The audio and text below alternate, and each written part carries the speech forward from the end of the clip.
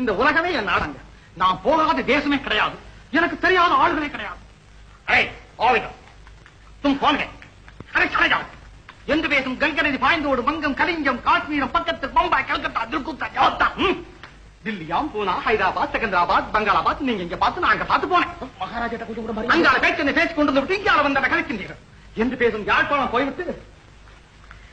ఏమండి బాగున్నారా మీరు దైవంలోని చాలా బాగున్నారండి ಎಂದು పేసు ಆಂಧ್ರ ನಾಡು ಸುಮ್ಮನೆ ಕೂತ್ಕೊಡ್ರಿ ಊಟ ಮಾಡ್ರಿ ಆಮೇಲೆ ಕೆಲಸ ಮಾಡ್ರಿ ಎಂದು பேசும் கன்னட நாடு மனசிலாயுது மனசிலாய் என்று പറഞ്ഞால் மனசிலாயுது மனசிலாய்